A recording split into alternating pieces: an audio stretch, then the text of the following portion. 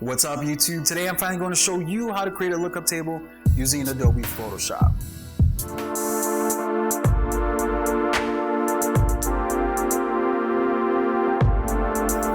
If you do not have a subscription to the Adobe Creative Cloud, which hosts many creative applications, I suggest you do so if you're trying to increase the value of your photography and production.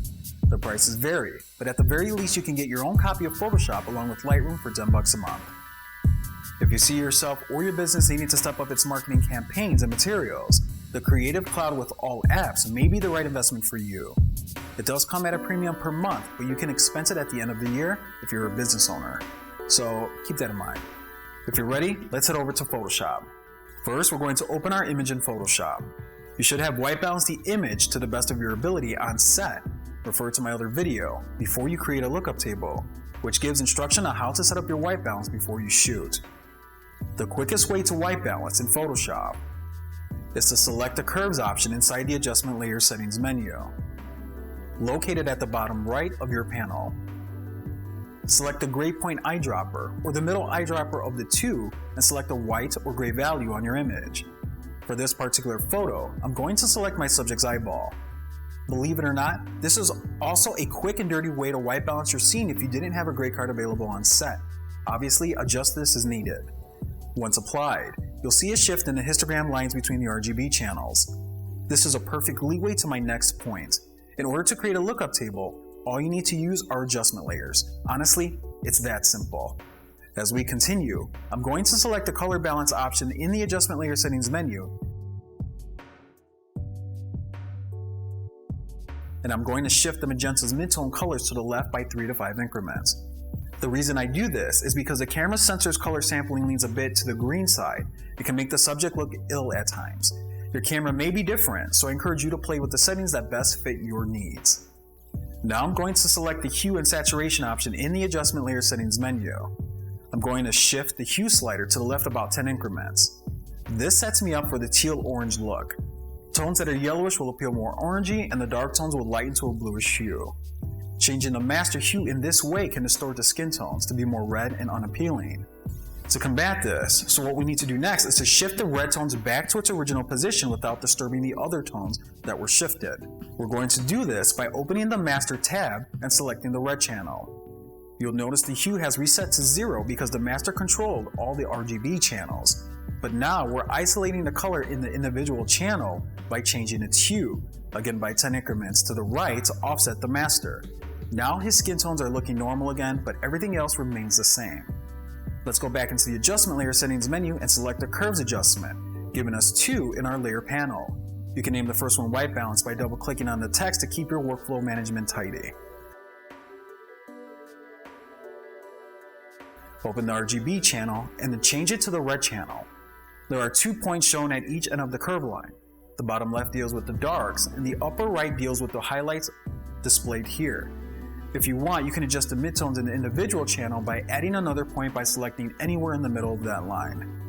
But for now, we're going to concentrate on the dark areas of the red channel to make the image more tealish.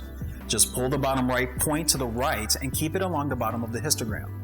You'll notice the input numbers changing as well, which can also control this line curve. Open the adjustment layer settings menu and select the levels option. We're going to give the image some contrast by sliding the endpoints until it gives us the desired look we're aiming for. That looks about right to me. Let's add a couple more adjustments. How about exposure? And let's bring down the gamma correction about 5 or 10 increments.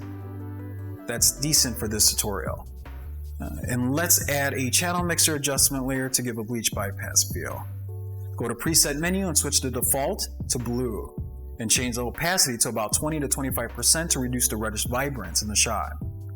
And bump up the red in the channel mixer about 10 increments to brighten the tonal exposure value and the skin tones without raising the actual color tint in the skin, giving you a more balanced effect, mimicking a proper lighting setup.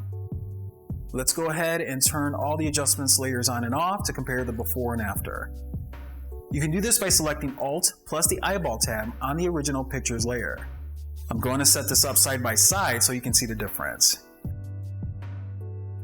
I'm good with this, and now let's export the adjustment layers as a lookup table.